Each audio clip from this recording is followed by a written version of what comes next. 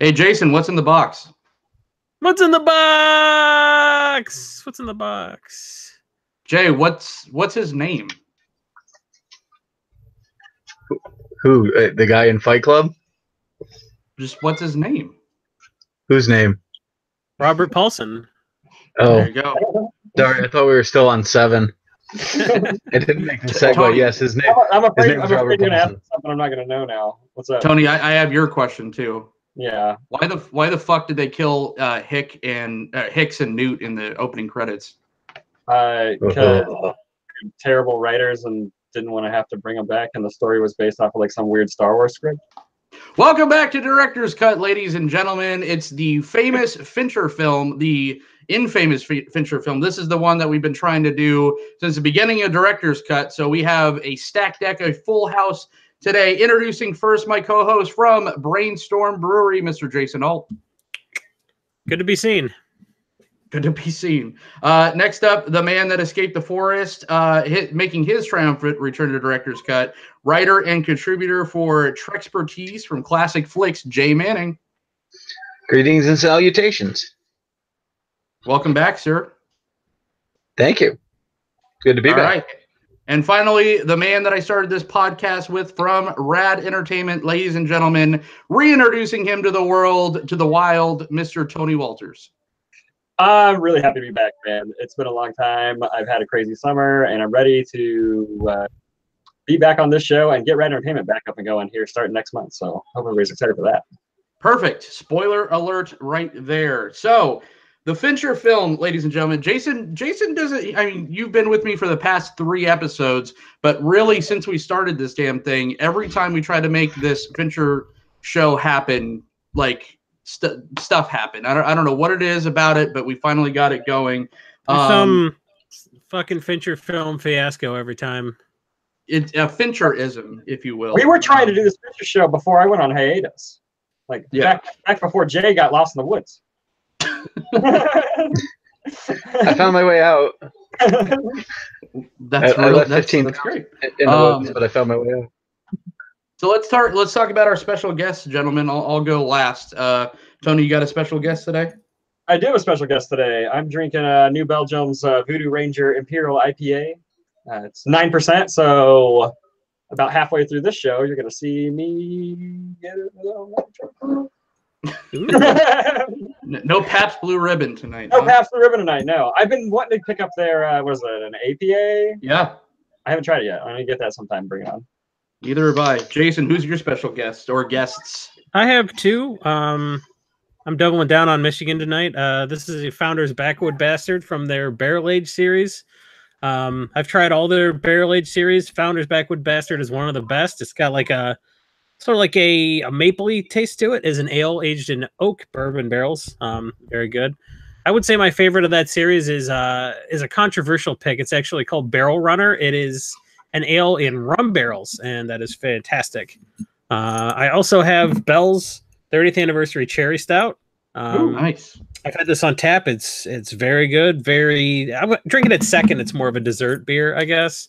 But yeah, between the 2 of these, I'm going to get jacked up. It's going to be a good episode.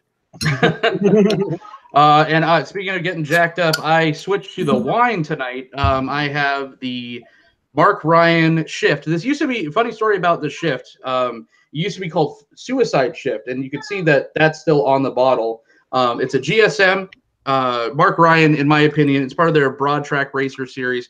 I think this is the best wine. It's the equivalent to like a really good craft beer, but in the wine world, they're just huge wines, big, chewy, delicious, absolutely fantastic. But yeah, this used to be called the Suicide Shift, but I guess it wasn't received very well. I don't know if it offended anyone, but it just wasn't, probably not worth it, right? Probably not worth it. Exactly. So, maybe if it was a beer, it probably would have been a little bit easier to well, play. You can call a beer anything you want. The Onside Ales in Michigan has a beer called The Implication. I sell a beer at my store called the Hoppy Bitch, and everyone's just like, I have like young women coming up to me. She's like, "Do you know where the Hoppy Bitch is?" I'm like, "Oh my god, right in front of me." So yes, Mark Ryan wine. I'm so looking forward to this. Jay, do you have a special guest tonight? I don't have a beer or anything in front of me, but I did imbibe a wee bit of a Cannabicus totalis earlier. So. Oh, all right. And I thought I was the crazy man on campus. But that's great. So This guy's in the year 3018 with his expertise. We're still drinking beer like cavemen. My type 2 diabetes doesn't like beer, so I avoid it. What were you up to in the woods for the uninitiated? I was doing my 10th season at the Renaissance Fair, directing, acting, generally performing for many people who enjoy beer just as much as you guys. Out in the woods, way out in the woods. There's literally like nothing for 20 miles around where I was. So it was getting to know people in the woods and performing for them. The pictures were fantastic. It took me about, I don't know, 37 minutes to stalk your Facebook for a usable photo for the thumbnail. But there was a lot of you dancing and looking like you were having quite a jolly of a time. Good. The illusion worked. Which fair is this? Which one? It is the Sterling Renaissance Fair in Sterling, New York, one of the best and oldest. All right. Well, I don't know why I thought you were going to say a Renaissance Fair. I've heard of, like, I'm an aficionado. I was like, wow. Didn't know. Oh, yeah, of course, Sterling. Heard that one is nice this time of year. Let's talk about Fincher, David Fincher. As we do lately, we've been talking about themes. What are some Fincher themes? If you think of David Fincher, he definitely has his own kind of thumbprint he puts on different movies. He has a set style, so to speak. You could always pretty much tell that you're watching a David Fincher film. What do you guys think are some of the themes that stick out? The film is 45 minutes longer than it needs to be. Brevity, a theme. Maybe should be a theme. Yeah. He likes 3 hour and 37-minute director's cut of Panic Room. Come on. I just wasn't enough panicking. I needed to show more shots of Jodie Foster panicking. You're gonna need a bigger Panic Room. I'm glad they never made a Panic Room 2. That would have been too much. Yeah, Fincher likes to unsettle you too. Yeah, one of my things that I love about Fincher is he takes the like filmmaking 101 camera follow subject to the max, but like in the it's like very nuanced and subtle. Like if you don't, I don't know, might not notice it's happening. But the camera always moves with the subject all the time, even if it's a shrug or like a head turn. The camera will slightly move with that shrug and with that head turn. Like he always follows the subjects, especially in his later movies. Like not so much in the earlier stuff, but definitely about midway through his career, he takes that to an extreme literal sense, and I love it. I love it so much. Well, I'm glad he didn't attempt it before he got good at it. Huh? I'm glad he didn't attempt that before he got good at it. Because you don't really notice it. Right. Because he's good at it, but if he hadn't been, it would have been like all the dumb wipes from that George Lucas does when you can't unsee them now. It drives me insane. I hate the wipes so much.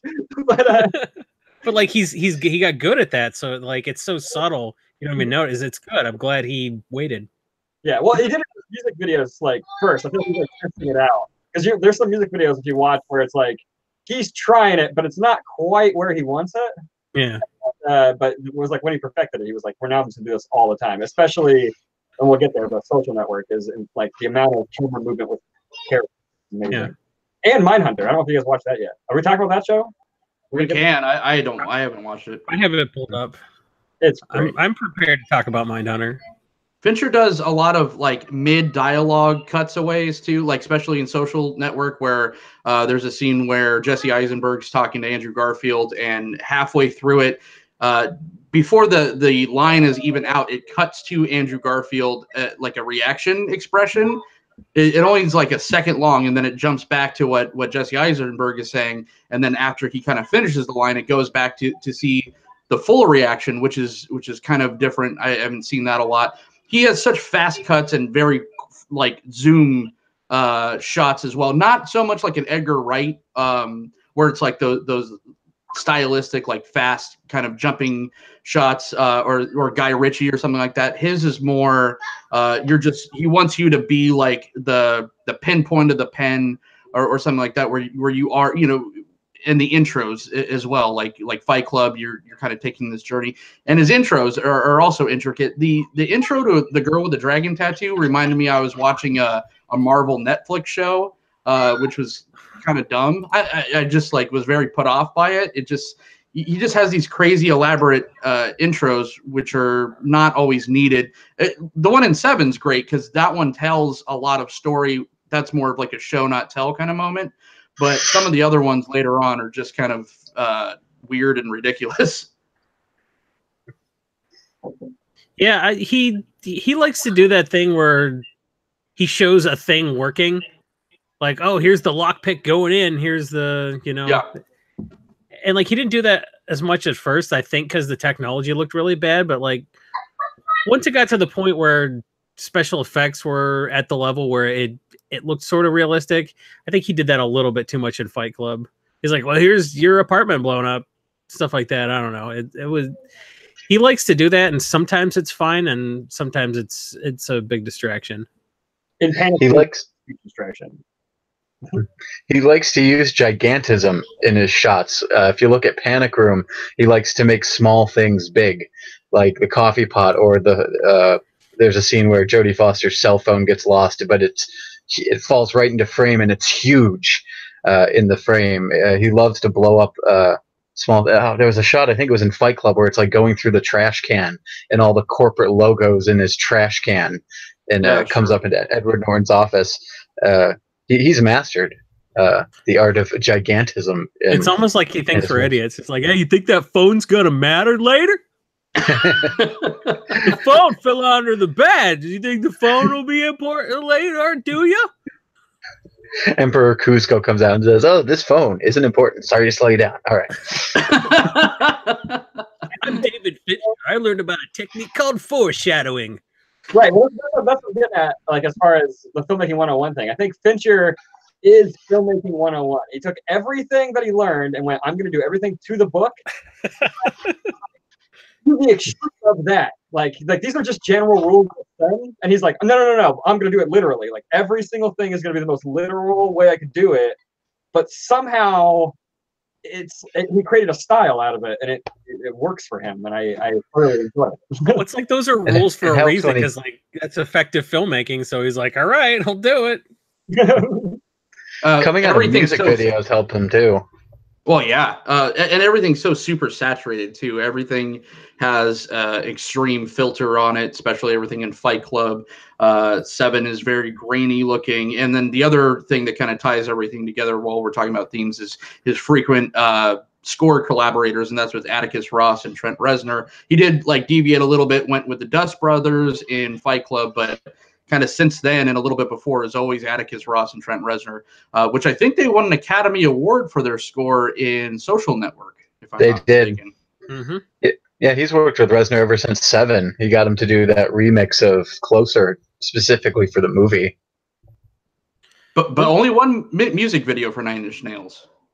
Yeah, I actually made a list of some of the music videos. He did Billy Idol's Cradle of Love. He did Aerosmith's Janie's Got a Gun, Don Henley's End of Innocence, a bunch of Paula Abdul and Madonna videos, but he also directed, probably, in my opinion, the greatest music video of all time, George Michael's Freedom. So that's a pretty impressive list just of music videos. He did some monster like him and Spike Jonze. They have just really, really good pedigrees coming out of music videos. He directed some real monsters. Spike Jonze has a small cameo in The Game. Who does he play in The Game? He is literally on screen for a half a second. He's the EMT that runs up to Michael Douglas and falls to the roof again. Oh, that's a nice bit of trivia.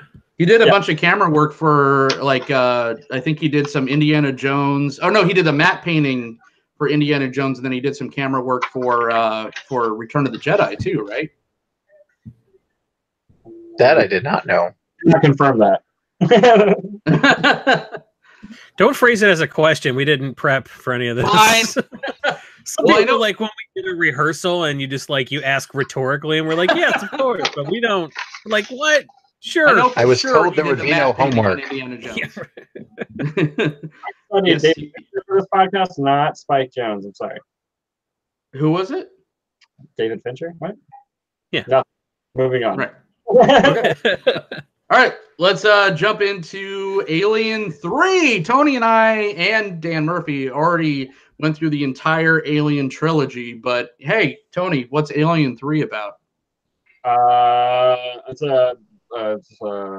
terrible. And it's about our favorite beloved character Ripley stuck in a prison and can't use any guns because one of you decided no guns. Mm. It's about 2 fucking hours too long, is what it is. I think John knows that I hate this movie. He has a weird love for it. I kind of do. It's the best Alien 3 was looking bad supposed to movie be. you'll ever see. It was supposed to be a better movie. He was so young. There was one trailer for Alien 3 that played in theaters in the summer of like 1990 or 1991, and it showed like a bunch of U.S. like I guess Marines like lined up with their like pulse rifles in a line, and there was like alien pods coming to Earth and all this shit. It was gonna be like, oh, the aliens come to Earth. That's crazy. They did one like teaser like that, and then when Alien 3 came out, I'm like, what is this? This was not supposed to be a weird Star Wars fan fiction thing that they adapted. Yeah, so sometimes you can tell if a movie was supposed to be something else. You're like, was Die Hard 3 supposed to be a Lethal Weapon sequel? And they're like, yes. 10 Cloverfield Lane. Yeah. Well, great movie. It was a great movie. It just didn't need to be Cloverfield. Yeah, it could have just been. Yeah. So like this could have been a different movie, and it probably should have been. It was supposed to be in a shopping. That was the original script. Is they were going to land on Earth and have the whole thing in a shopping mall. So I would have been totally fine with Alien 3 / shopping mall sequel. So it would have been like Dawn of the Dead mixed with Alien 2. Yeah, exactly. Like, cool. I would have liked that. I'm not even gonna lie. Dawn of the Dead's one of my favorite movies. And still, we got no fun at all on this prison planet with no guns. And no personality for their characters either, apparently. Yeah, you had Tyrion Lannister and everything. Not Tyrion, Tywin, sorry. Oh, that's right. Tywin's in it, and Charles Dutton is in it. And Ripley is one sour note through that entire film. It's so depressing to watch her. She grains you down. And once she finds out she's pregnant, it's like, oh, God, we're just waiting for her to die now. She's an asshole in the entire film. However, I wish somebody would recut the movie and just take her out of it, and like exactly. They wouldn't call it Alien 3. You'd call it Prison Planet or some shit. It would probably be a pretty good movie, and it would probably be the right length if you cut her out too. True. There was some great imagery in it. The whole autopsy scene was crazy, especially for the time. And there were some great things. Yes, the dog alien looked a little funny at times, but this was what, 1992. Yeah. So it wasn't bad. They did the cool little trick with the spinning thing. He was so young and so just starting out his career, and this was his first thing, and it was such a snake bitten project. I feel like this movie gets a worse rap for it than he should. He got pushed by the studio. I mean, it was his first film. He got pushed around by the studio. He made the movie they wanted to see made. I don't blame Fincher for this movie being terrible. Like, I don't at all. Only because he was able to come back and rise above it with his next film. And I think what he showcased in this movie was he knows how to set a tone and have it be consistent, a visual tone, if that makes sense. Mm-hmm. Like 7 looks washed out and grainy the whole time. Fight Club looks sort of like that kind of grainy look. The Game sort of had a visual tone, so he sort of said everything's going to be kind of yellowy and washed out looking and just sort of. I think that's the music video side of him, though. That could be it. Yeah. That's what music videos, because music videos have to be that. You have to have that visual tone through a music video. So Totally. that's definitely. It's a great movie to watch. It's a great movie to watch on mute because it's a very good-looking bad movie.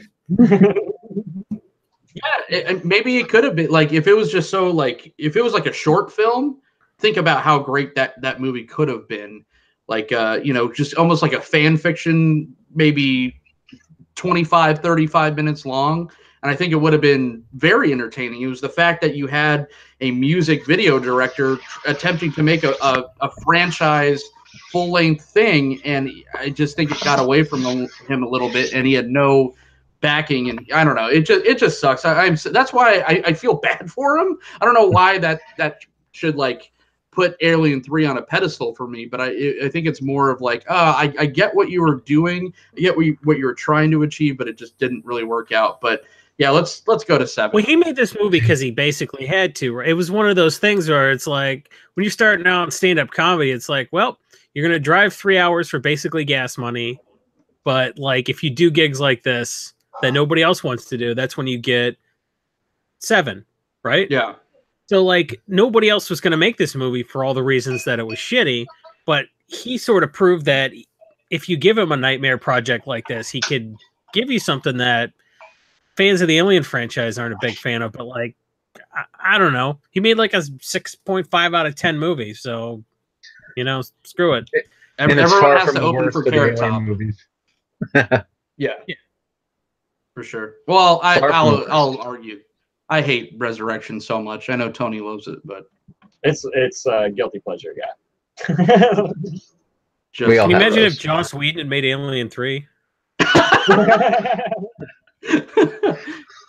Oh man! All right. Well, yeah. Why can't Sigourney Weaver just do a bunch of cartwheels and kick the aliens and show how tough girls are?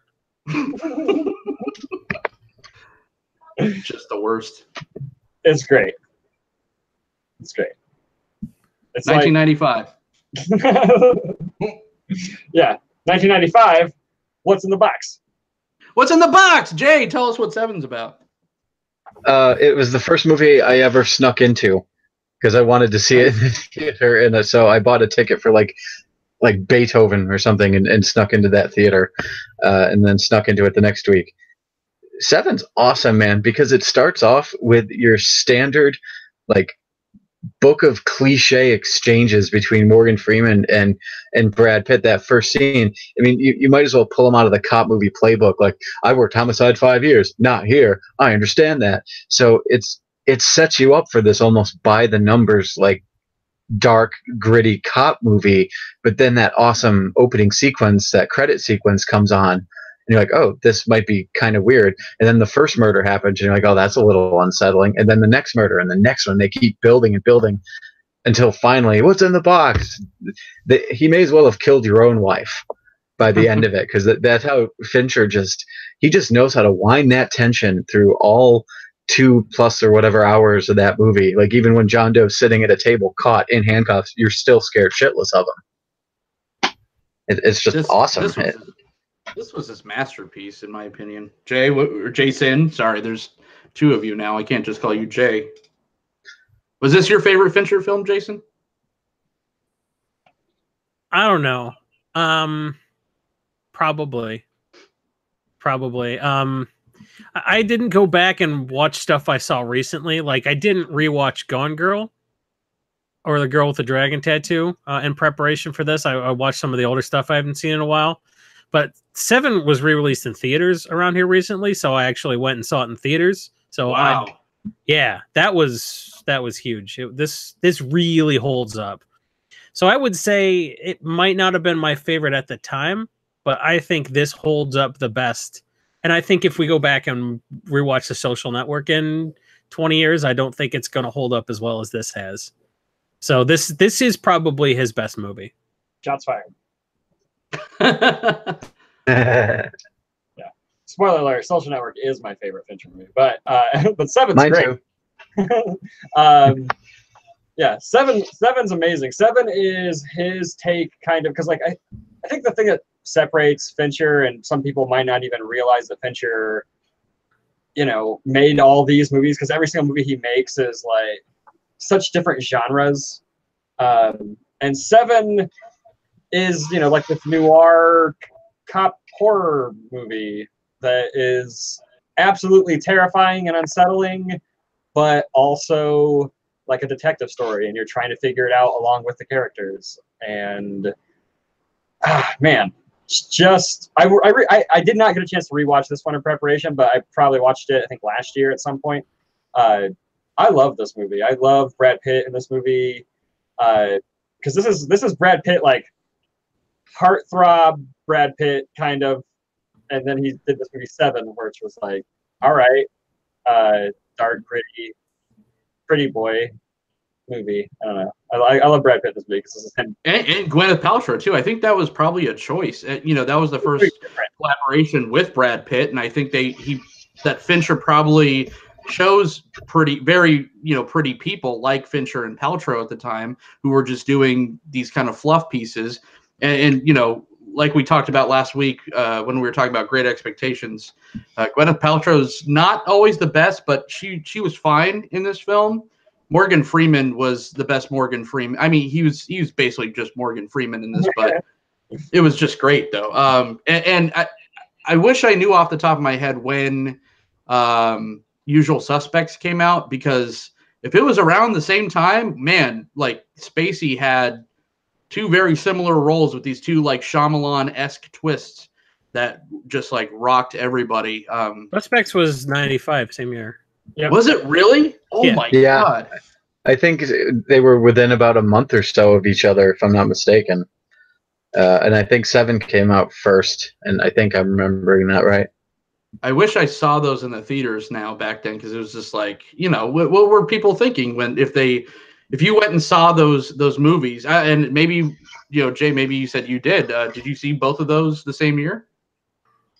Yeah, I saw Seven first. This is like 20 some years ago.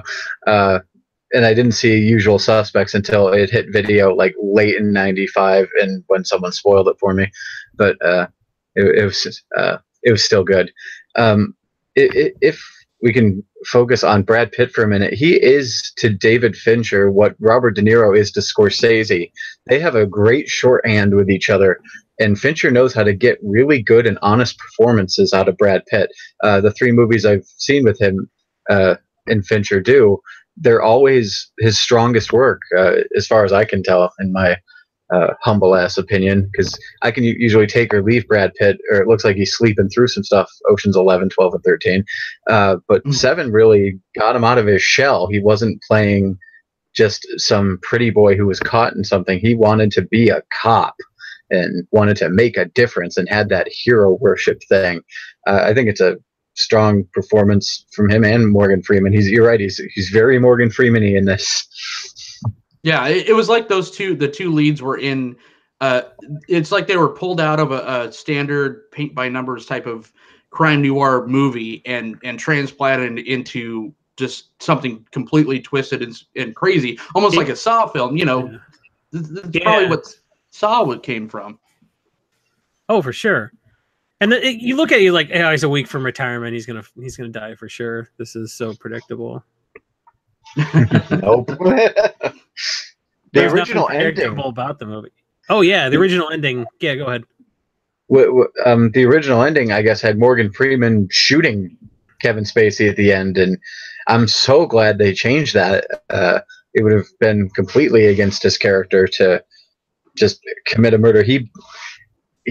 If he believes that this job is good and worth it, then he wouldn't have done that. It would have betrayed his character. So I'm glad they went with Brad Pitt, who was not quite a good thinker and going completely on instinct. So it really was a tragedy at the end when that happened, because John Doe wins, and rarely does the bad guy get to win like that. See, I think the other ending was better. Oh, really? Okay, so here's the deal. He grows as a character because he was sort of like, well, we can never have kids or whatever. And he meets his family, and he sort of changes a little bit. He knows he's going out. He's done. This guy's career is just getting started. His is ending. And he knows if he kills him, then John Doe loses. He's wrong. You know, he has the power to say he basically he can say nope. You're not gonna get the seventh sin out of this. Like you're not gonna win. I'm gonna win because I'm gonna make the choice. He falls on the blade for Brad Pitt. The way they set his character up to grow throughout the whole movie, because it's not just him mentoring Brad Pitt. He's also growing a little bit too, because nobody else liked him. His character, the whole movie, everybody was distant from him, and he sort of got to open up finally at the end of his career because he was so charmed by this new young family. And I thought that would have been a better ending. I get it. A lot of the times when they're like, we showed test audiences this ending and they hated it, I think the movie tends to miss the point when they reshoot an ending. Like I Am Legend, when they did a new ending for that, it made less sense to me. I tend to like the director's original ending, and I kind of don't like studio interference. So I'm going to disagree. This is an unpopular opinion, but I think the original ending would have been actually a little bit better for Morgan Freeman's character, and I think it would have been more satisfying to me if Kevin Spacey's character hadn't won the way he did. So that's me personally. I think the original ending was better. It Tony? sets up... Oh, sorry. Or Jay. No, Tony, go ahead. I mean, slightly off topic. I think that you know, this movie and The Usual Suspects here, maybe we're just foreshadowing Kevin Spacey not such a great guy. Why does he play such a great psychopath? Because I hold 14-year-old boys down and finger them. Good one. You got that sixth sense of humor, Kevin. I love it. Welcome to Director's Cuts, ladies. Stay away from my wife. Whoa. You don't have to worry about him around your wife. Remind me never to watch Baby Driver again. Movie though, it's such a Baby Driver has a different context now that you know he likes him young. Yeah, going back on topic though, I 100% agree with Jason on 7. I think out of all the Fincher films that I rewatched or watched for the first time, 7 is definitely the one that holds up the best, and that's the second oldest film of his. Saying something from 1995 holds up well in 2018. I mean, that movie literally could have been made tomorrow and it would have been completely fine. It wouldn't have seemed outdated or anything. It's just it's just so current and so incredible. I think it's, and again, I had to agree, I think this is my favorite Fincher film, although Social Network is probably a close second, but everything about 7 is just, you just eat up the scenery. It goes by so fast. It's I think a hair under 2 hours. It's just there's not a bad thing to say about 7 in my opinion. Solid A. Solid A. All right, we're ready for Basic Instinct 2. I like this movie, and I think it's a bit underrated. And I think it's one of those movies where you talk to people and they haven't seen it, and you're like, oh, how have you not seen that? But you don't want to necessarily be like, you have to download this and watch it. So it's not like, yeah, you can probably skip, but you wish they hadn't. I don't know. I found this movie. I don't know. I don't want to. Everybody says everything's underrated. It's like, you know what's really underrated? Duncan Jones' Moon. It's like, oh Jesus, shut up. But it's not underrated. Just no one saw it because it looked boring. Another creepy ass Kevin Spacey movie, by the way. But the game He's in is our just... computers now. Come sit on my lap, little boy. Oh God, I know you're just a voice, but go on. I drink wine so much faster than beer. This wasn't a great movie per se, but like, if you're not looking for The Social Network, if you're looking for just a movie to just watch and be like, oh shit, that was crazy. It's good. Like, the game was good for that. It wasn't as good of a oh shit, that was crazy as 7, but I don't know, man. I really enjoyed this movie. I feel like the game is like, it's just like good like trash TV. It's like good like 90s like exactly 90s Douglas like trashy movie. You're just like, you want a good trashy Michael Douglas movie? Like if you've already seen Basic Instinct like too many times, go ahead and watch the game. Like, and it's not a bad movie. I just watched it today for the first time. Not even kidding. Oh, literally just finished the movie. Oh, right cool. live. So I just watched it. That's why I knew that Spike Jonze was like the EMT at the end of it, because I just watched it. But yeah, it was it's one of those movies that like, because I don't know, because of the world we live in now, it was probably pretty cool when it came out, but the whole time the game is happening and you're trying to figure out like what the hell's going on with this, the whole time in my mind I was like, it's just a really fucked up game and everything's gonna be fine in the end. And like that's what it was. And he got to like deal with his father's suicide, right? And cool. Like I don't know. I just didn't like from A to B, there was no like twist or surprise or anything that like caught me off guard. It was just, this is kind of a trashy movie, but entertaining. I mean, I enjoyed it. It had moments that I kind of like mentally checked out because it was just, as you said, Fincher movies, like it's a good 45 minutes too long. It's a little decadent in this day and age, isn't it? It's like, some rich asshole, we spend millions of dollars and get hundreds of people involved, and yeah, the whole city of Los Angeles to build an elaborate set for some rich fucking banker asshole to get over and he committed suicide. Like in 2018, you're like, fuck you, we should be eating the rich. Why isn't the game where we cut this guy's head off with the guillotine and take all his money? How about that game? But like back in the 90s when we were still filleting Gordon Gekko types, like, yeah, this was really cool. It was like, oh man, I'm really glad everything worked out for the rich guy in the end and his rich brother. That was a satisfying investment bankers off the roof. You know what happens to everyone else when their dad commits suicide? They become a stripper, and they're like, that's it. Their life ends. They can't buy their way out of it with an elaborate therapy session that spans 3 nights in the entire city of Los Angeles. We're really sorry that not everyone can get chased with dogs and shot at with fake guns until they get over their childhood trauma. How perfect was the casting in this too? You want a sleazy 90s business banker? Call Michael Douglas and fucking name him Nicholas again. Of shit this is the same fucking him. name. Yeah, and Sean Penn. You want a fucking degenerate cokehead brother? Here you go. Here's Sean Penn. I was like, the casting in this is brilliant. It was just great. And I can't believe his name was Nick or Nicholas, because I just couldn't. It was the same fucking character for me. It was probably because we just did Paul Verhoeven not too long ago. Yeah, but I'm like, definitely, this is the same fucking movie.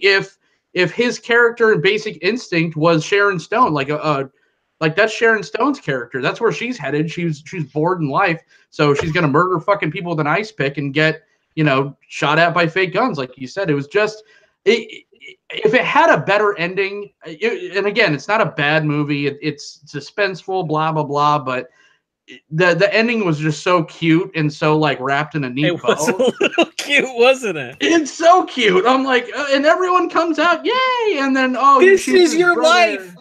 Believe it or not, Nick Van Orton, people do like you, you billionaire piece of shit.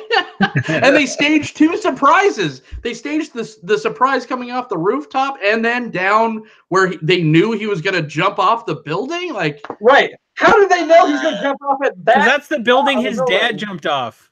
No, it's not. His dad jumped off his own house. Oh, shit. Really? So, so they chased him to just any building. He's like, well, my dad jumped off the building. It's been a while since I saw this. I thought it was the same building, and that's how they knew. How do the scouts even do that? Do they go to different buildings? They put nets everywhere. They're fucking nets all over New York. Different welcoming parties. Like, what the fuck? Yeah. They put up more nets than a Chinese iPad factory just to make sure. For the record, Sean Penn had to like get shot. Michael Douglas jumped off the roof, and then Sean Penn has to like go all down the elevator and get down there to like greet him. Like, I mean, he definitely fell a lot faster than what Sean Penn could reach him. I'm just saying. Fuck, I wouldn't be running, huffing it down like a skyscraper stairs for that piece of shit. Like, and then they split the bill. It was so cute. The ending of this movie was adorable. Definitely. You know what? Your dad would love you jumping off a building just like he did, wasting his inheritance. Who told you a There's my fucking therapist? boy. It's cheaper, and you're creating fewer jobs. Though he employed a lot of people. Let's be honest. The game, At least those Benjamins didn't go up the nose for Sean Penn. They got, you know. yeah. Because if you think about you know how many washed up, out of work actors get employed by the game? People that are doing like off Broadway is like, how'd you like to make the SAG rate? And all you got to do is pretend to be a paramedic. It's like, all right, sounds good. That's not even true though, because there was that one guy doing commercials, like pharmaceutical commercials. That's your main guy signing people up. It's like he's on daytime television on all these like normal commercials, and then you're gonna put him as the guy. Oh man, it was. This is the lie of trickle down economics. Look at all the jobs the game created. Yeah. If you took the script for the game, if you took that same script and gave it to a director on Lifetime or something, the movie would have been so intolerable. But thank goodness Fincher takes stuff and always elevates it to the sense that, oh yeah, I could sit through the game again, because I watched it in preparation for the first time, I think, since I saw it on video way back when. And I'm with Tony. Like, I never thought it wasn't the game. Yeah, like, oh, this crazy. Like, well, we're not doing the game, and he's like, I guess we're not doing the game, and the audience is like, okay, the movie. What's gonna happen now that we're not doing the game? Why do you have all these keys? Why do you have all these keys in your glove box? Oh my god. I don't know what the game is, but what we're seeing is not it. So I'm gonna be real surprised later. Yeah. He thinks the audience is dumb, and he's right. So. But again, it wasn't his worst movie. It was kind of fun to watch. I like it. Fuck you. So I don't care. I have a lot of C+ movies that I like to watch, and this could probably be one of them. I have a lot of Steven Seagal movies on DVD. Well, good night, guys.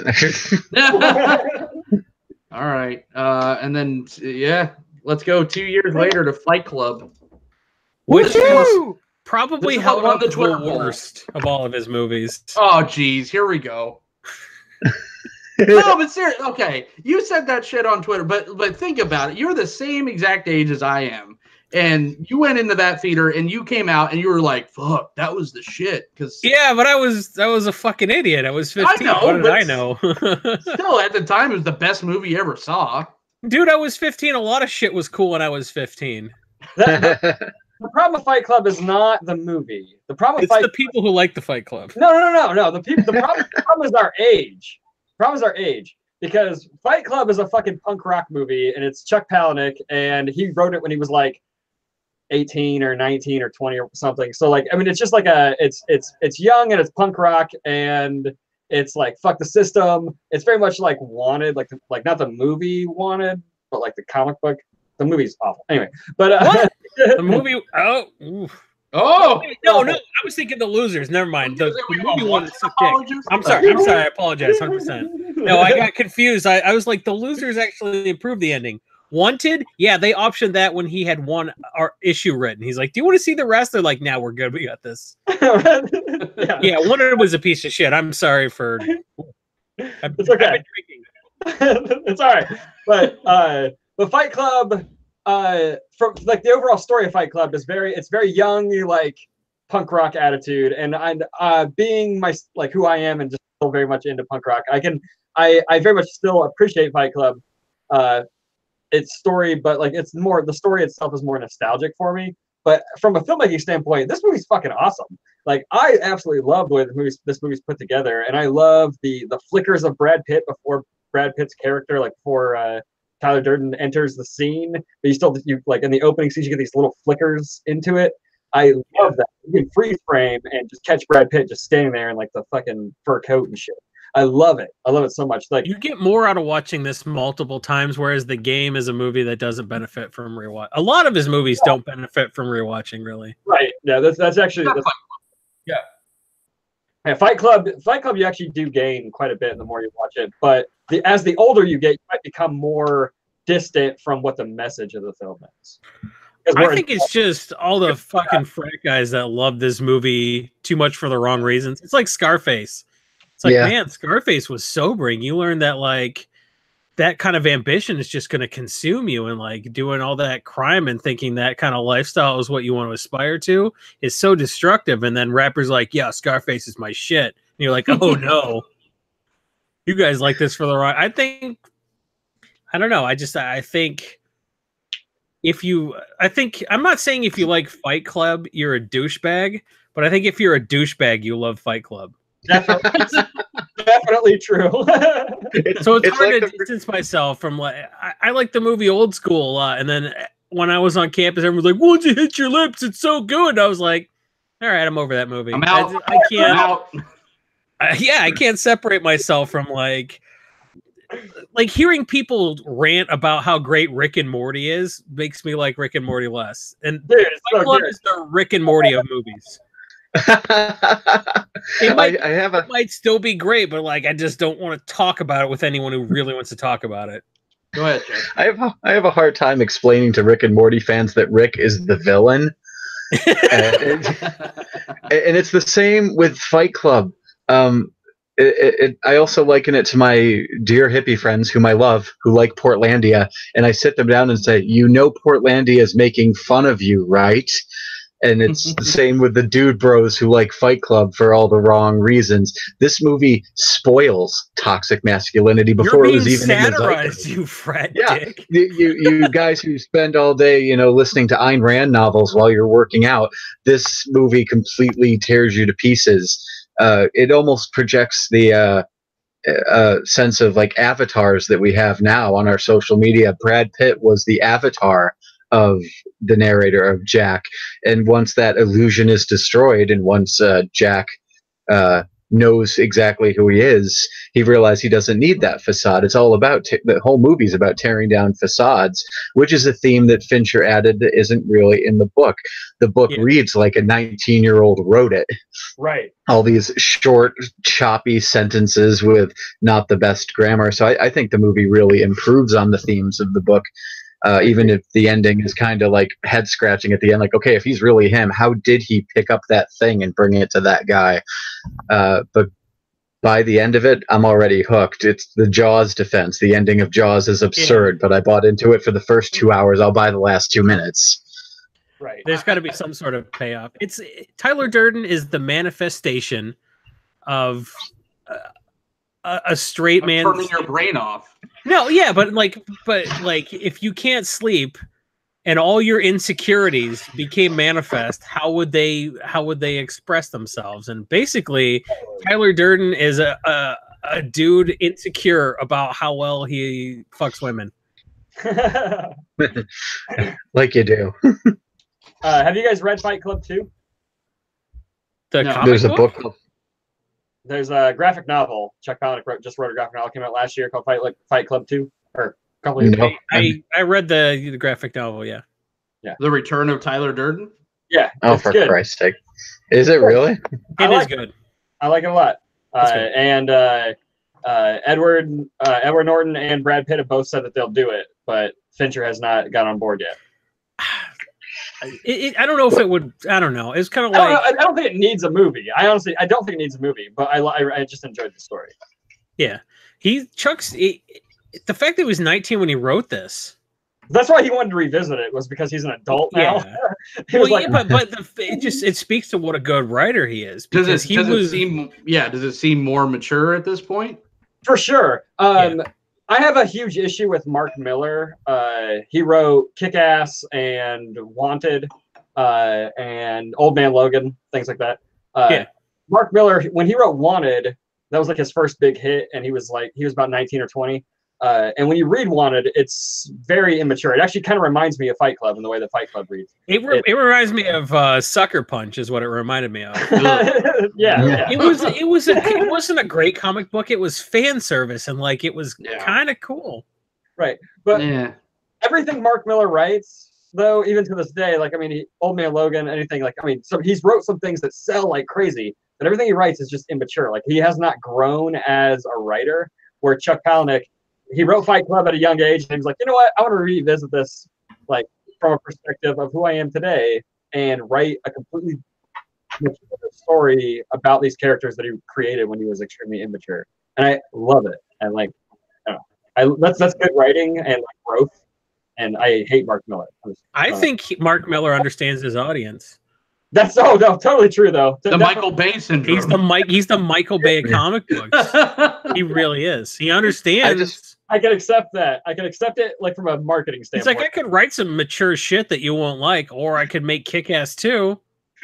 I just read Old Man Logan for the first time recently. I liked everything about it except the dialogue. Yeah, it's awful. You're not lying. Yeah. Good story. Just every time the character spoke, I'm like, really? You kind of all sound the same. They got a lot of good elements of Old Man Logan into the movie Logan, which is why I think it was so good. Oh, totally. Oh, I love Logan. I mean, Logan it worked better than Old Man Logan did. So. Oh, absolutely. Well, and that's because of Hugh Jackman too. It was a closing of kind of a thing of what you've been following since 2000 was when the first X-Men came out, and seeing a kind of the book close on a beloved character like that. Hugh Jackman was the X-Men franchise. So Patrick Stewart too, and seeing him so infirmed, and you're like, that's gonna happen to everyone I love. They're gonna lose control of their. Like, imagine instead of losing control of your bladder, you lost control of your psychic power to make everyone forget that they need to breathe. You're a nuke. Yeah. Yeah. And this is a spoiler for Logan, but he went out like a chump in that. Oh, in if that you movie. didn't fucking see Logan and kill yourself, like, what are you waiting for? Like, shut up, man. Hey, don't spoil that 3-year-old movie. Go fuck yourself. I'm a big fan. I'm waiting for Laserdisc. Shut up.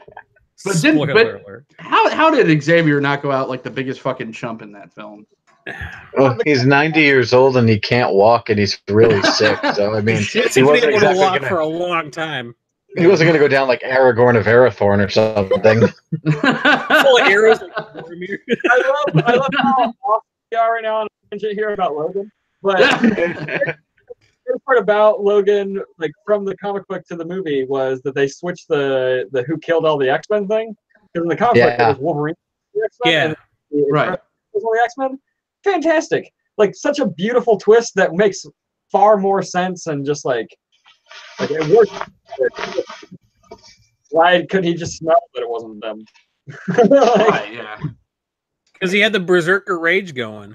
Oh yeah, the Brazilian Mysterio is good at his job. All of his senses were confused. That's why. Bringing it back to Fight Club, the one thing. Oh, can we just talk about comic books? The one thing that was great and that does hold up, I think, is the dialogue. Edward Norton as the narrator, Jack, so to speak. I think Helena Bonham Carter kind of knocks it out of the park. Yes, the themes and the tones are very dated as far as watching Fight Club now, rewatching Fight Club now. It made me a little sad. It used to be, in my top 3 favorite films of all time, and I was just watching it kind of like used to like the Boondock Saints. We all grow and evolve. Hey, as people. Boondock Saints is fucking awesome. I'm still gonna hold to that one.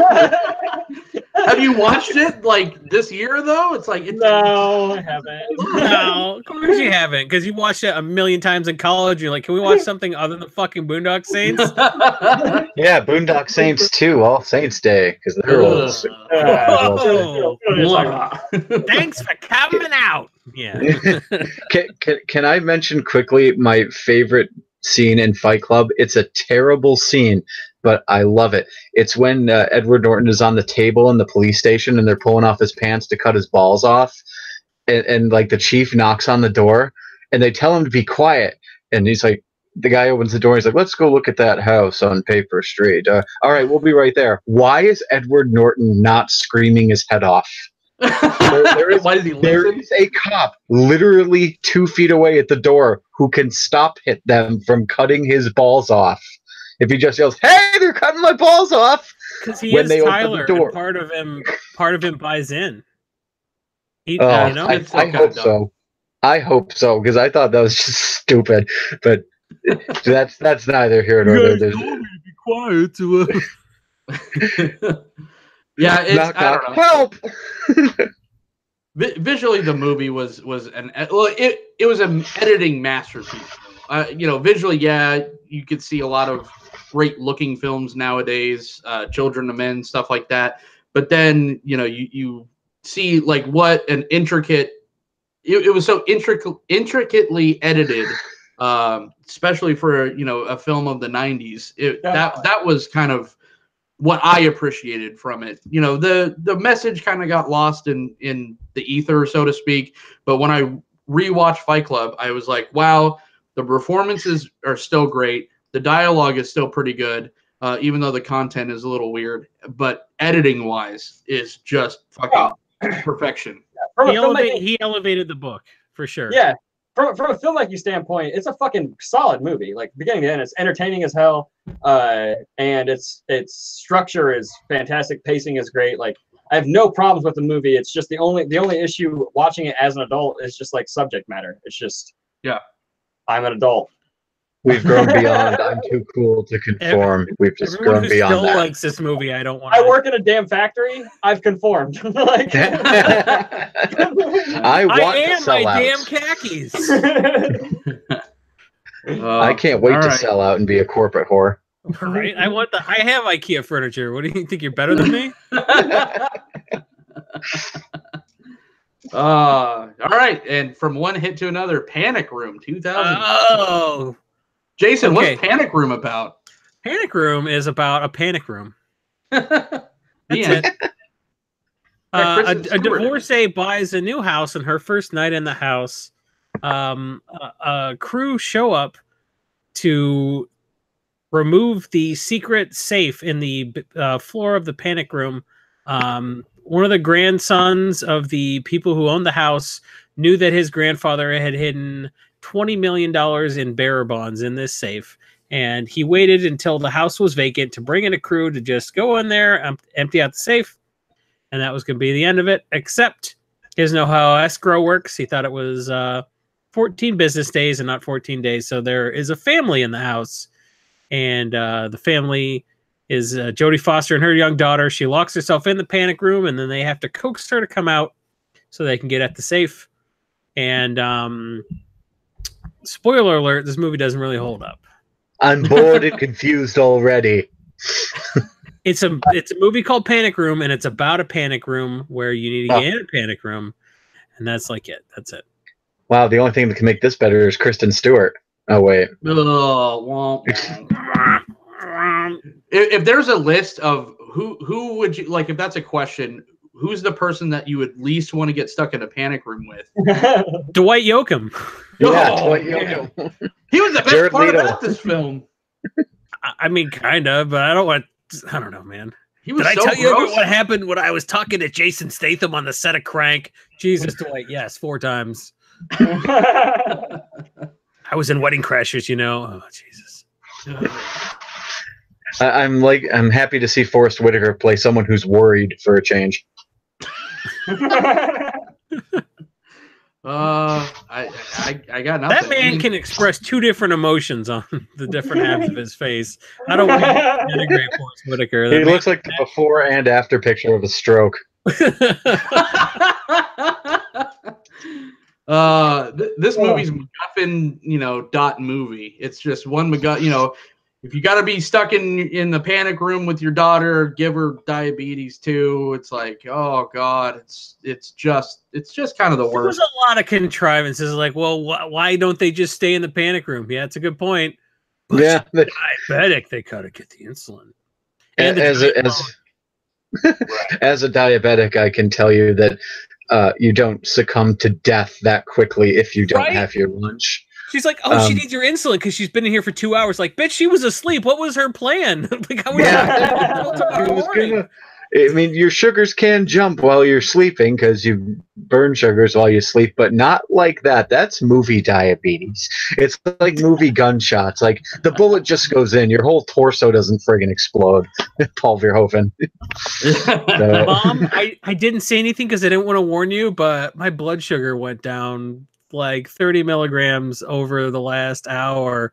And she'd have been like, oh, fucking how though? I understand how metabolism works, and What? Well, kid, I saw you drinking that friggin' soda earlier in the movie, so I guess you friggin' deserve this. So, And how come Freaking everything having but a sip sugar of was in that Coke. panic room? They had fucking toothpaste. They had like all the things in that panic room, but She tore nothing with open an every ounce of sugar. MRE looking for ketchup. You're telling me there's no sugar in an MRE? Right. I was like, what? it, Whoever Philip LaFountain is says hi, Jason, in the chat. Oh, that's embarrassing. If you could also say how you know me so I could pretend. I'm like, oh yeah, Phil LaFountain. That guy's my shit, but that's embarrassing. Tony, how'd you like Panic Room? I thought Panic Room was just all right. I don't hate the movie. My biggest annoyance in the movie is not any of those you guys have talked about. My biggest annoyance is the goddamn floating camera for the movie. That's all CG every time, and is not good CG. It doesn't work up. It doesn't hold up. It was revolutionary for 2002. Oh, for sure. But it holds up way better in the Madonna video where the camera floats through the damn.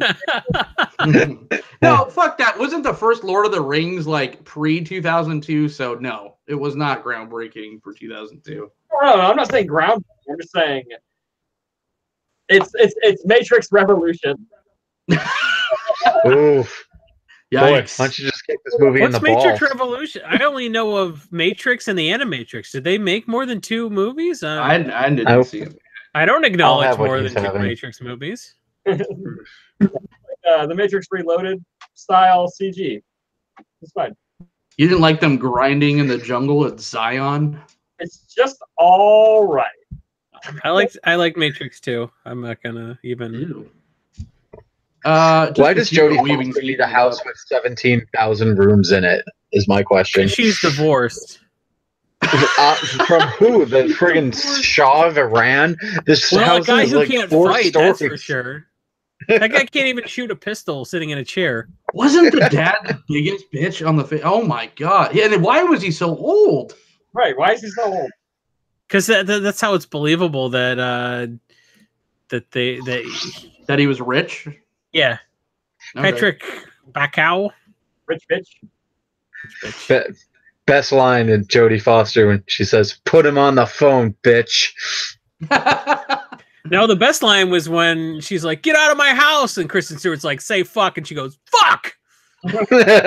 She's like, "No, get the fuck out of the house." Like, thank you for teaching me how to emote Kristen Stewart.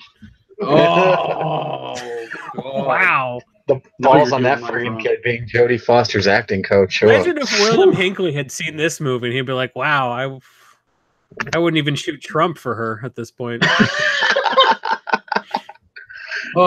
Was it I'm over just, Jodie Foster now. Thank you for showing me Panic Room. was That's it why just he got me? paroled. It was the whole time I was watching it. I'm like, has Jodie Foster and Holly Hunter always sounded identical? Like that's because I just rewatched it like 3 days ago or 2 days ago, and the whole time I'm like, you could have inserted Holly Hunter into this, and it would have been the exact same movie. Hi, I'm a lifetime New Yorker. Really? Okay. Yeah, it was like a little. These robbers are trying to get in. These robbers are bona fide. They got prospects. I like the one with the corn rolls. He's a suitor. You we wait just till talk the about- Potter Familia shows up. He called the police. Stay out of the Woolsworth. Why don't we do the Coen brothers next? Shit. Was he doing a Daniel Faraday or Plainview, not Faraday? Let's do the Coen Brothers, please. You were thinking Okay. Faraday because most of this movie, Jodie Foster was in a cage. Oh, Wow. Science. Puns. Jason I is pun the when I king, drink. ladies and gentlemen. Yeah. I don't know why I like Okay. bringing that up so much. Because it's like, I know a smart person. Because I ain't one. Can we talk about his next film, please? Okay. Which Oh, does good. hold up amazingly well. Yeah. All right. Oh, good. Jay, go ahead. What's the next film and what's it about? Is it Zodiac? Mm-hmm. Is Zodiac. Zodiac is a movie about people talking on the phone and reading stuff. And occasionally the Zodiac killer shows up and you totally know it's Norm from Fargo. and he's saying, "I'm not the Zodiac," and I'm calling bullshit the whole time because he totally is. And it's about Mark Ruffalo in a bow tie and Anthony Edwards in a bad hairpiece, and Jake Gyllenhaal playing his favorite emotion, urgent, and God, you are shitting on this film. And Robert Downey Jr. doing his favorite emotion, aloof, in the same scene. And high. Yeah. And high. No, I actually love this movie a lot, and I like the longer director's cut better, which is rare because the movie is already too long, but the longer version fleshes out the characters a lot more. I disagree. I think it's as long as it needs to be. I thought that this is the least amount of David Fincher that needed to be cut. I thought that every single moment of people talking in rooms in this film is breathtaking. I think it's incredible. There's shit talk. People are talking a million miles a second. The scene with him talking to Vaughn in the basement and in the kitchen is one of my favorite, like top 10 all time favorite cinematic moments. He was afraid of the least terrifying guy ever. He's like, know. Well, I'm 70 and I'm warmy and I worked in a theater my whole life. But if I stand at this part of my basement, half of my face is illuminated by a light bulb. It's good. It's good. Run, Nightcrawler, run. It's so about obsession. Fincher knows how to make movies about people who are obsessed with things. And Jake Gyllenhaal just plays this because he loves puzzles, he says a bunch of times, and Zodiac is the ultimate puzzle. It's not until he writes that book. More than I like Two Wives. Yeah. We don't even see one of them. Since we don't know who the Zodiac Killer was, we assume it was Drew Carey's brother from the Drew Carey Show. Sure. We assume that was him, but we don't know. So what do you build the movie around? You build the movie around political cartoonist Robert Graysmith and the fact that, like, he was so obsessed with this that he thought he could do the job better than the police because he likes puzzles. And he basically didn't. He added nothing. It's two movies. It really is. It's like it's all the early stuff with all the actual stuff happening with the Zodiac Killer scenes. And then there's the Robert Graysmith story kind of in the second half. It's really a 2-act film, which is kind of unconventional, but I think he just... Well, that's why it's 2 hours and 45 fucking minutes. Yeah, sure. It's two movies stapled together, but what do you cut? That's what you ask. What do you cut? And I'm like, I don't know. I saw this movie 2 days ago. I rewatched it, and it holds up. There's nothing I would have cut. There's no fat. So No. I'm with Jay. I like the director's cut. No, it's a beautiful movie. I love it from beginning to end. The greatest thing about this film, this is where Fincher starts to really do that, like, let's follow our characters thing, where he follows them to a T. Sure. Yeah. But the greatest thing about this movie is it's one of the most heavily CG movies that you'd never notice as CG. Exactly. Yep. Yeah, that's a great point. 60s, 70s, San Francisco, all of the backgrounds, every time they're outside, it's a blue screen background every single time. You never even notice. Like, the camera work in this movie is phenomenal because they're doing all these, like, because he follows his characters, following them through scenes, outdoors, from cars to cars, talking to people, doing these things, going to, like, the ground, and then coming back up, like, all these long shots, and the whole background is CG, and you don't even know. Like, beautiful. You never know because you don't expect them doing CG for just the environment. It's just like if you're going into like a Star Wars or something, you're expecting artificial, unless you're doing the prequels and then they're just literally in artificial rooms walking around. But like it just the environment being CG, you don't expect it, so you're not looking for it. But after I heard that the first time seeing it and then watching it again, it does kind of stand out a little bit, but it's still pretty seamless. My one complaint about this movie is he couldn't find a role for Holt McCallany. Come on. He's worked with that guy in Fight Club. He worked with him on Mindhunter. Like, I don't know. He seemed like the kind of crew-cutted San Francisco 1970s cop that would have been perfect for this. But the casting on this movie was great. Oh yeah. It's not one of the best casted films. I I love this one. Like I feel like it put a lot of people on the map too, because Gyllenhaal had Darko, but I mean, what the fuck was Mark Ruffalo doing before Zodiac? I mean, not Being a the ton. Hulk. Yeah. Well, way after. Yeah, I'm saying not being the Hulk. So I mean, this is one of those that kind of catapulted him. I mean, honestly, he did like before this. He did Collateral, Wind Talkers, Eternal Sunshine. Very small role. He was like the computer tech, and that's like it. You know, oh, he was in Collateral. That was a good movie, but like, I just call Collateral a good movie. Collateral is a fucking masterpiece. But yeah, you're like, yeah, that's fine. Yeah, Michael Mann's my favorite. Oh, Collateral. I kind of enjoyed a movie by my favorite director. But yeah, like Ruffalo didn't do a whole lot before that. You're right. And he was fucking transcendent in this movie. Ruffalo was so good in this movie because he was sort of like a no-nonsense cop. Plus, he was like the second half, he was like, "Stop fucking calling me at home." No nonsense. The most relatable. Like that. Yeah. I looked at Mark Ruffalo's IMDb, and right before Collateral, or in the same year, he did 13 Going on 30. Oh, yeah, and exactly. He's also credited with the blooper reel of 13 Going on 30. He's really he was in the director's cut of 13 Going on 30. And he did a lot of good stuff after, and that's why totally, we're fucking Foxcatcher. My God. Yeah, but he was that's unrecognizable. Yeah, Foxcatcher was fantastic. Although this was the last thing that Anthony Edwards did. Right? Not really. I saw him in a movie recently, actually, a fairly recent film, and Edwards likes to take like bit parts in very low budget films. He notice he's not a lead. Well, oh, dude, he was so fucking good for like 14 years on ER, though. Yeah, for sure. Yeah, he was, and he was Goose. He was Goose. He was Goose. And what's his name from Revenge of the Nerds? The other nerd. He does a lot of TV. He hasn't done a lot of movies in the last 20 years. But you see him in a role like Zodiac, and you're just like, why isn't he in more things? As supporting role, of course, it's like you don't want to see him as leading man, but he's a good character. He has 5 kids. I wouldn't. Oh, I mean, God. the guy's loaded. He's got 5 kids.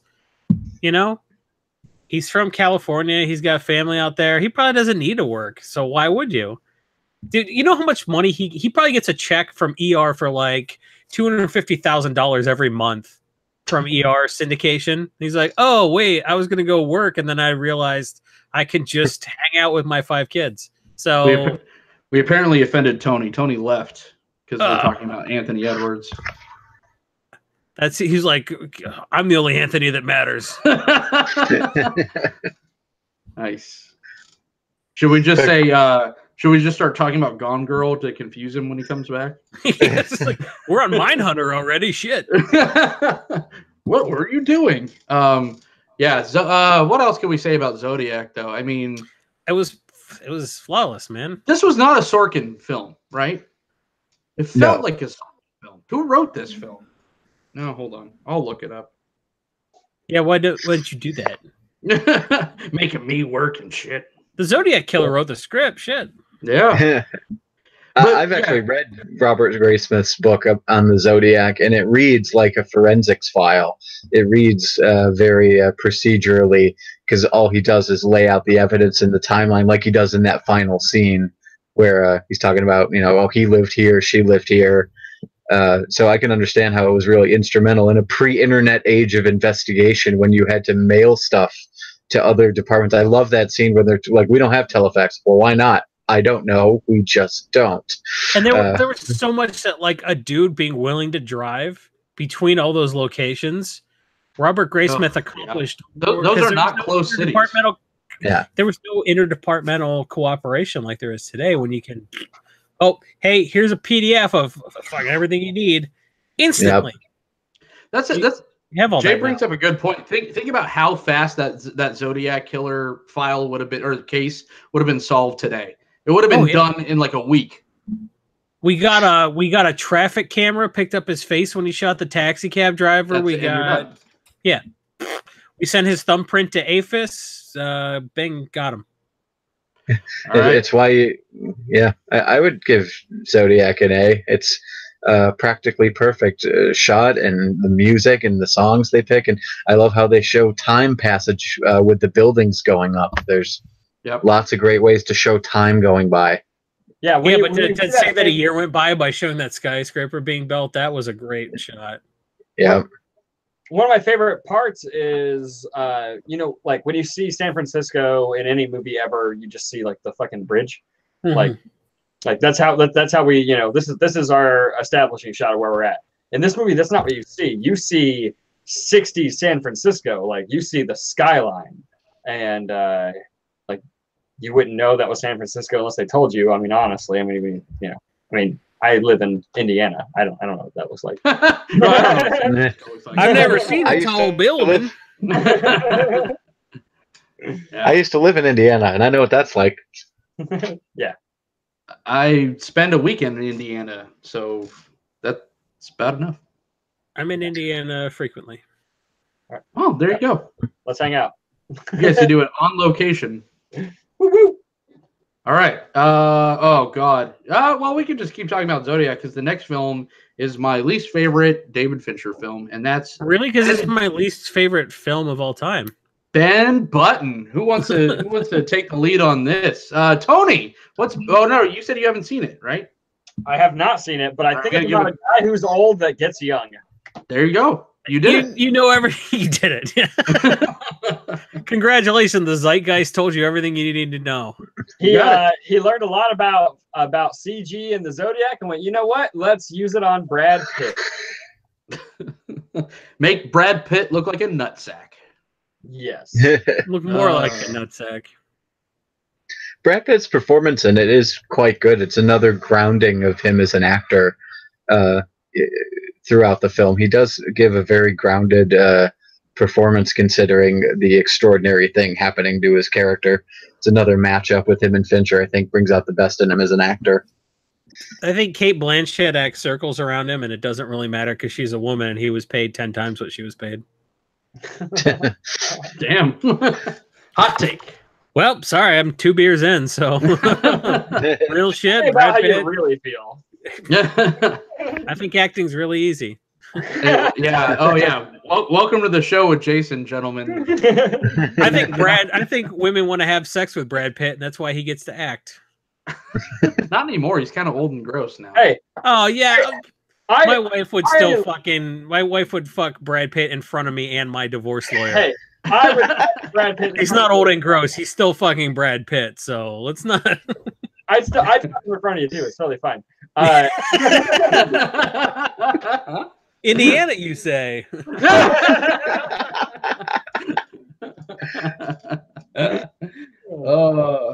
No, I think the special guests are kicking in at this point of the show, gentlemen. Definitely.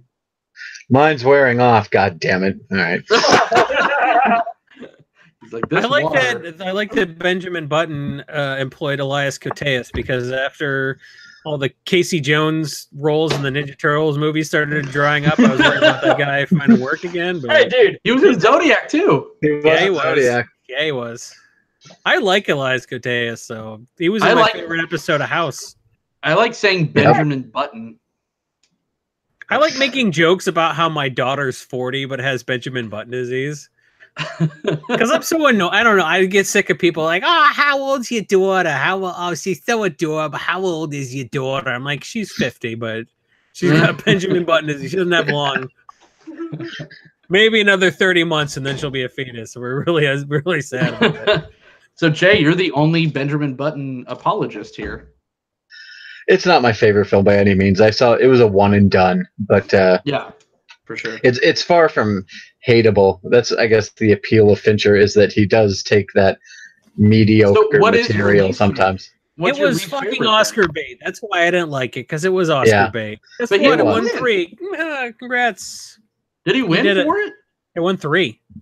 Oh my god! It won Best Achievement in Art Direction, Best Achievement in Makeup, and Best Achievement in Visual Effects. Jeez. But it was nominated. It was nominated for Best Picture, Best Actor for Brad Pitt, Best Actress for Taraji Henson, Best Director for Fincher, Best Writing for Eric Roth and Robin Swicord, Best Achievement in Cinematography, Best Achievement in Film Editing, Best Achievement in Costume Design, Best Achievement in Music, and Best Achievement in Sound Mixing. So it was nominated like For 20 all of times them. and won the 3 that it was gonna win, because like Right. It was Brad Pitt the best actor? Was he the best director?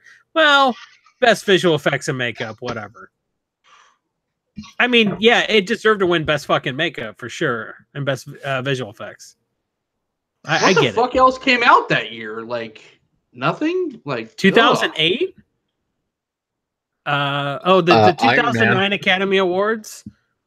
Let's see. Yeah. Slumdog Millionaire won Best Picture. Sean Penn won Best Actor for Milk. Kate Winslet won Best Actress for The Reader. Heath Ledger won Best Supporting Actor for Dark Knight. Penelope Cruz.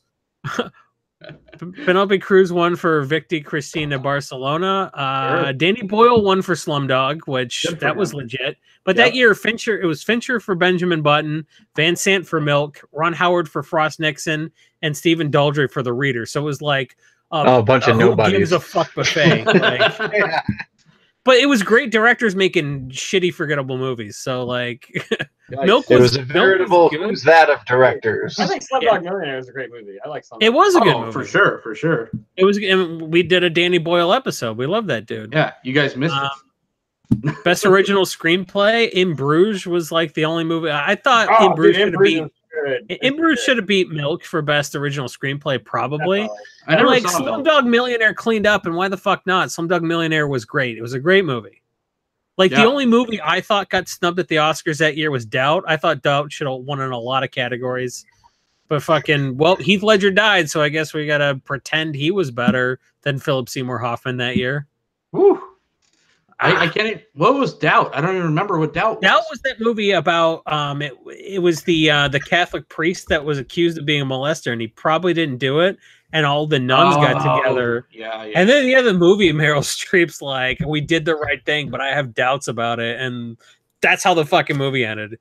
It was clearly a play. It was clearly written for the stage, but it was Philip Seymour Hoffman and Meryl Streep. Like the movie was fucking fantastic, but no one gave a shit because Dark Knight came out that year, and I love Philip Seymour Hoffman, and I've never seen that movie.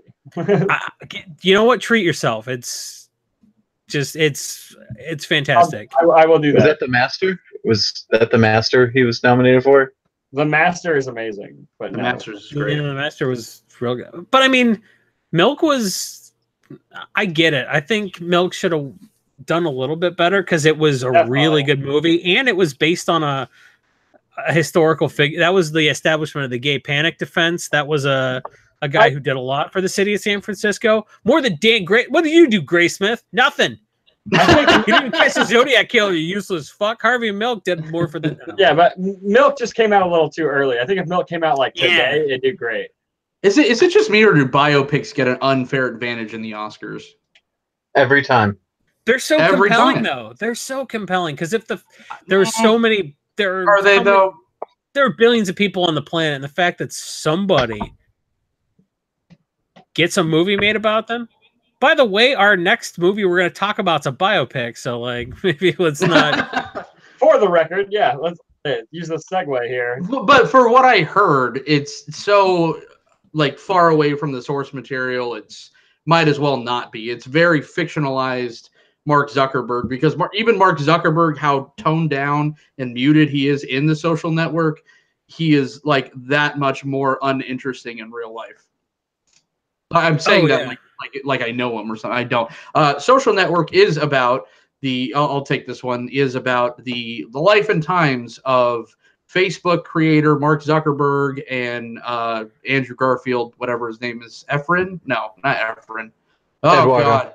Eduardo, thank you. Eduardo Severin and the Winklevoss twins and all that. And it's basically a movie about the lawsuits and the early, genesis of social media and Facebook as we know it.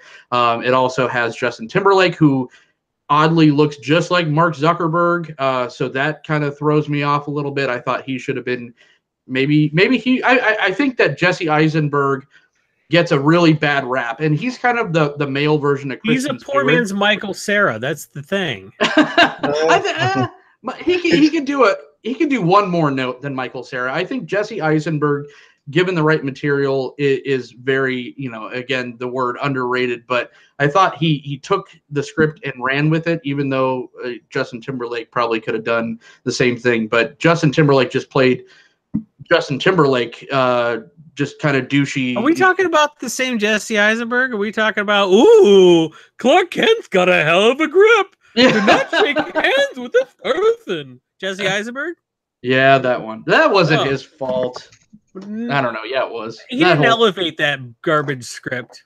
We can't talk about this at all. This is just bad. It's just horrible. There's no redeeming. He's a male I love when you say that, Stewart, please. which is weird when they were both in the same movie. It's like, oh, they're both there at the same time. Oof. I thought this movie, Aaron Sorkin's script, it's very reminiscent, like I said, or like Jason said, we did the whole Danny Boyle thing. It's kind of like a Jobs thing, but this is probably the best written dialogue script of all time. I think The Social Network is so fast paced, so snappy. It's just like it talks circles around you, but you still understand absolutely everything that they're saying. I think it's a fucking masterpiece. The score is just as important in this film. This is a part of the night that I've drank a lot of wine, and I'm just going to gush about The Social Network. So, what did you guys think? Yeah, but you could give an Aaron Sorkin script to fucking Yuva Bowl, and he would make a good movie out of it. All right, fun. Aaron Sorkin's an amazing writer, and that's probably why this movie is my favorite David Fincher Just ask film. him; he'll tell you. But the reason why I love this movie is because this is where David Fincher perfects 100% perfects the following the actors thing with his camera, and also shooting dialogue. Standard dialogue is shot with a 3-point standard, just your angle or one character's angle, the other person's angle, and then a wide. David Fincher shoots this thing with 20 to 30 different angles. Every single dialogue scene is shot with so many angles they probably wasted the majority of them. But when you're watching a dialogue scene, you've got A and B shots, and you got your wide, and then you've got this weird shot from the corner, and then this weird shot from a table, that's focused on a cup, but you got these dudes in the background. The whole movie is shot like this. He shoots dialogue more times than probably any actor wants to discuss or go through this dialogue, and he does it. Every single take of this movie is done 20 or 30 times not because the actors are not doing their jobs, but because he wants to move the camera around and shoot this from every angle he got possible. fucking bored. Yeah, think about multiple takes though for the actors of this film doing that dialogue and that much. Exactly. I didn't realize this was a Ben Mesrick book. Yeah, did you guys know that? No. Okay, so Ben Mesrick is the guy that wrote 2 books about MIT blackjack teams going to casinos and taking all their money, and they made a piece of shit movie starring guess who? Kevin Spacey, called 21. 21. If you see 21, you're like, I don't give a shit about these people at all. If you read, I think it's called Stealing Vegas, maybe, and Bringing Down the House, those books are so compelling. Ben Mesrick is such a good writer. So I actually didn't know that this was Aaron Sorkin adapting a Ben Mesrick book. And when you got that sort of a pedigree behind it, it's no wonder that the dialogue is so good in this movie. Yeah, that's what makes the movie. I'm a huge fan of really good dialogue. So that's why I love Quentin Tarantino. That's why you don't like Old Man Logan. I get it. Exactly. Old Man Logan. Yeah. Are you gonna smash me, Hulk? Yes. I will smash you. I'm gonna eat you. Right. Yeah. I'm a huge fan of great dialogue, so this is why this movie is great to me. I love the opening scene with Jesse Eisenberg and Rooney Mara. Yeah, and they're sitting across the table from each other, and there's all the chaos around them, and there's just the dialogue about kind of their relationship. And He's it goes on down the entire time. Yeah, and it goes on for far too long, but you're engaged the whole time. But you're just oh, it's getting more and more awkward, and you're starting to you understand both their characters from this opening scene completely.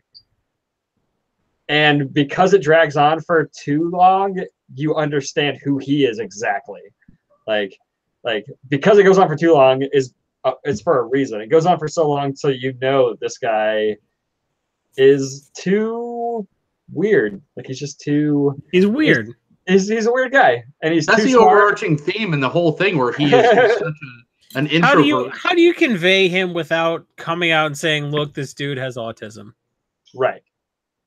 They did a pretty good job of that.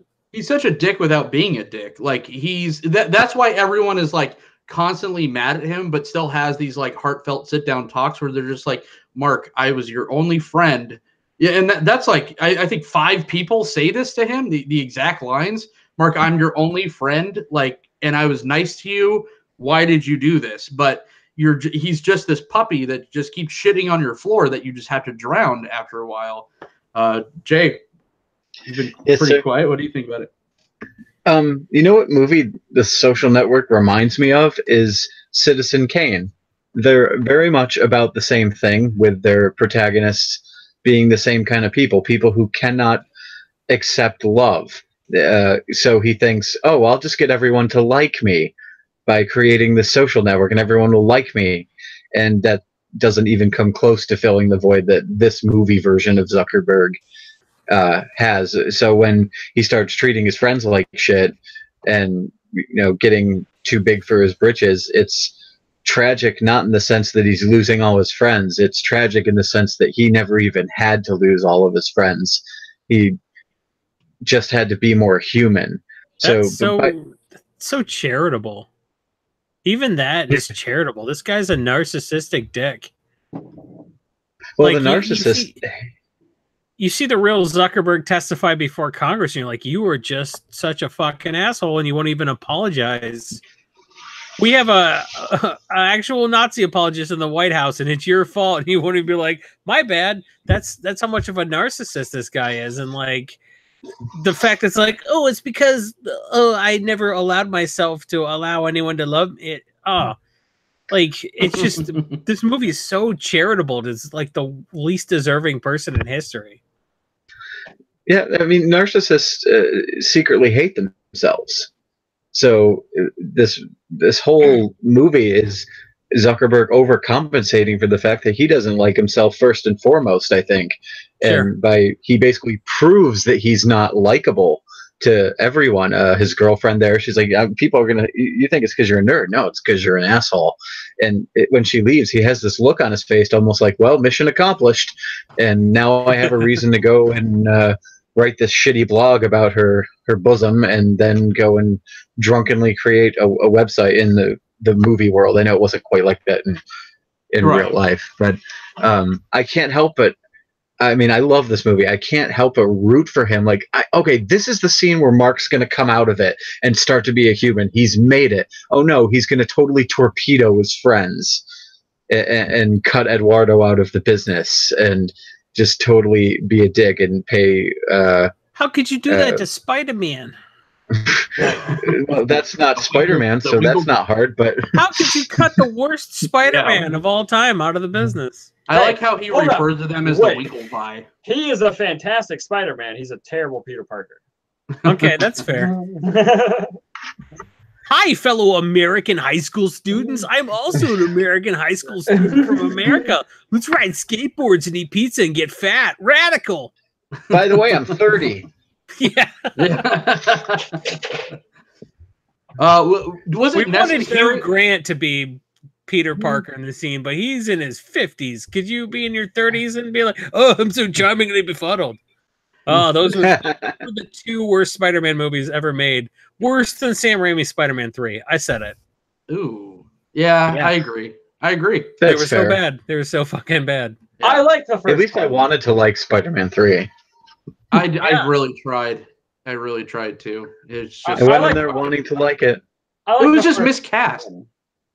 Yes, every single person was miscast. Besides Tobey Maguire. No, I'm saying. Oh, I thought you were talking about the Amazing Spider-Man movies. Oh no, those are just horseshit. Oh yeah, Martin Sheen. Just the worst. How many of these we got because my battery's on 10%? Sure. Okay. We have 2 more movies and a TV series. I think we can do it. Last thing about Social Network, best Army Hammer, and we got a double dose of them in any other film. Definitely. Is his real name Armand? I bet it's Armand, isn't it? Armand Hammer. He had the best line. I just realized I'm 6'5", 220, and there's 2 of me. We should kick the shit out of him. You're about to get Winklevoss. What does that even mean? We rode through. The girl with the dragon tattoo. Who saw it? I know some people didn't see it. Nobody asked them to remake this movie. The other version was perfect. Rooney Mara can't fucking act. No one asked for this movie. All right, done. Move on. Let's go. Yeah, sounds great. Right? Like, are we done here? Like, nobody fucking asked them to make this movie. I think this movie's more forgettable than Mike Pence. Nope, we're gonna stop. For some reason, this is when the next 2 films. This is when Fincher decided to make really creepy, realistic rape scenes. Okay, so moving along. No, Girl with the Dragon Tattoo. There was a lot to talk about. I thought Daniel Craig did well. I for one thought Rooney Mara did well. I liked it. It took me a really long time to get into it. Did you see the other ones? Yeah, I did. I don't know. I liked this one. I liked this one better because I liked the Fincherisms a bit more. I don't know. And I even disliked Rooney Mara at first. I thought that it was really jarring moving back and forth between the 2 storylines. I thought that was a mistake, and they should have. This definitely could have had like 30 minutes of editing, and we could have been okay, or 40 minutes even. But the fact that it took so long to kind of get a cohesive storyline was stupid. And then like they're together for maybe 3 days and they're sleeping together, but has all these like sexual issues with men. That didn't line up at all. There's a lot of things that didn't line up, but there's a lot of great things about this film as well. But yeah, that's Girl with the Dragon Tattoo. Gone Girl. What about Gone Girl? Gone Girl's fucking great. Yeah. I love this movie. Gone Girl should have been called Selfish Twats Who Deserve Each Other. That's pretty You want to feel bad for Ben Affleck, but you don't. And you're correct not to. But you want to feel bad for Rosamund Pike, and you don't because you're not supposed to. She's an asshole too. Right. No, I love this movie, and as an adult, have been able to relate to this movie more so now than ever. But totally weird and off topic. But yeah, I fucking love this movie. The scene with fucking Neil Patrick Harris and like the death scene.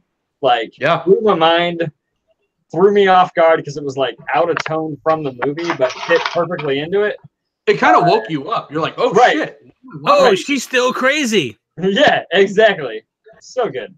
So good. And she's fucking with his blood on her. It was. I watched this movie for the first time not realizing it was Fincher. Like, I didn't even know. Really? Wow. No, I was working this job where I was traveling the country cleaning Mormon churches. Totally random ass. But those are filthy. Yeah, totally crazy job. But I was one for 8 years. I was in a hotel and I watched it for the first time on like Netflix on my phone, like in a hotel. I thought Tyler Perry directed it. Best Tyler Perry performance ever. But, well, that's not saying much. It's not saying much, but that's true. He was pretty good in this movie. Yeah, but he was just normal. He was just a normal lawyer guy. You're like, hey, he's great. The lawyer leaves her. I'm the good lawyer. I'm gonna get the bad lawyer. And then Medea sits down. Girl, you need to. I'll smack the black off you if you plead guilty. Oh my god, that's my best Medea voice. I've never actually seen one of those movies. I've never seen one either. It's fine. So it's perfect in my mind. I've never seen one. Isn't it just Nutty Professor? I think kinda, yeah. I don't know. Jay, do you like Gone Girl? No, I did. I really didn't. It's a Lifetime movie with a big budget. If you took this movie and put it on Lifetime, it would suck, and people would make fun of it all the time because everything that comes out of Ben Affleck's mouth just makes me want to punch him in the dick because. You're meant to feel like this sympathy for him, like, oh, his wife's missing. Oh well. Oh wait, I guess he's okay because his mistress is here. Oh wait, I guess he's okay because he has all this money now. Oh wait, I guess he's okay because it turns out his wife's actually a friggin' psychopath. So it's hard to feel anything for him, especially after she comes back and he's just like, "Oh, hi, welcome back." But like you said from in the director of Girl on the Train and what's that movie with the gray guy? Oh, 50 Shades of Grey comes Gone Girl. My wife read this book 3. But like you said, it was I two twats that deserved each other. I knew I hated Ben Affleck's character when he calls his bar the bar. Like, you asshole. That's so hipster. No one's going to know what you... But let's go to the bar. Oh, do you mean the bar or another bar? No, bar? not the bar. I mean the bar. Oh, you mean... Oh, I get it, because he's a lawyer. Oh, he's not a lawyer. What the fuck? But let's go play Mousetrap at the bar. No. But that was the point of the movie. You're supposed to hate these two assholes. Like that's I would much rather love to hate them. For the record, my comic book store is called Garage House, so people can say, "Let's go to the garage." But that's clever. It's not the comic star. It's a thing that represents your store. Oh man. Yeah, Gone Girl. Gone Girl was just like, we made this movie because women are reading this book in their book clubs, which is where women go to drink wine and talk shit about their husband's dick and pretend they read a book.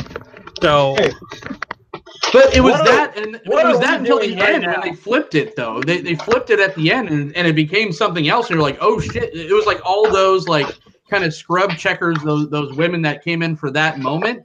They were probably pretty fucking like perturbed by some of the things towards the end.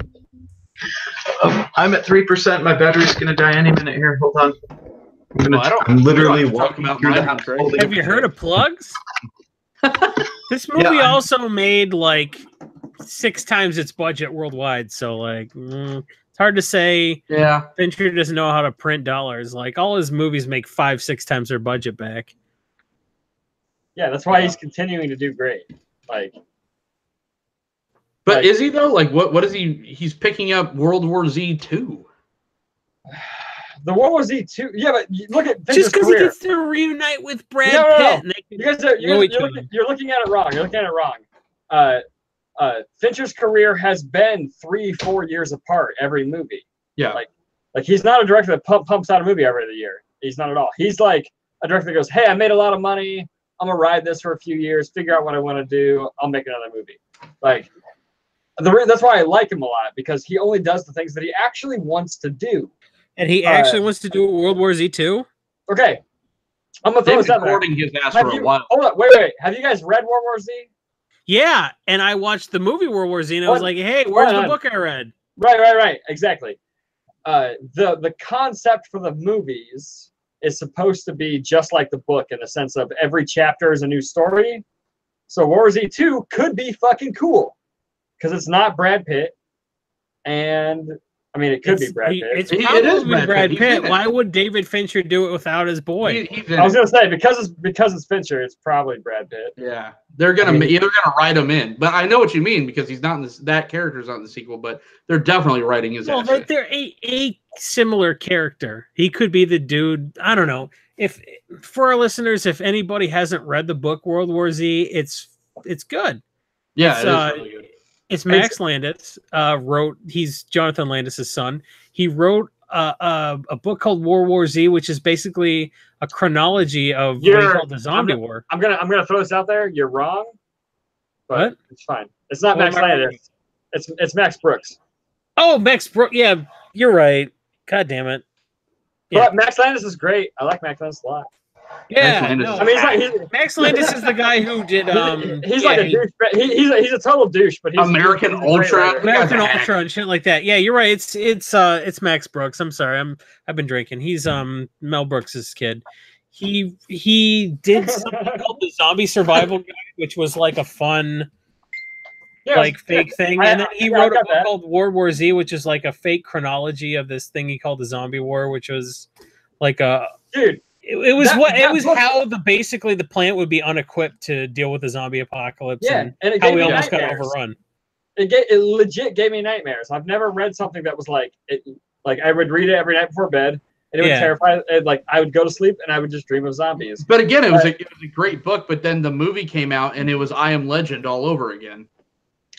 Yes and no. I like the movie. I enjoy the movie. I don't think it's a bad movie. I just think it's like it wasn't what we wanted. I think going in. No. Like from a big fan of the book, I was like, this is nothing. This is not the book. But from just like taking myself aside from that and just going into it and going, what's this movie? I enjoyed it. I mean, it's well paced and fairly exciting. I mean, it keeps your attention.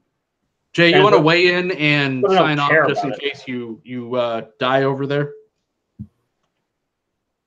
Jay, did we lose Jay? I think 0% battery. 0%. It's cool. I got 7 minutes. Okay. So yeah, you're right.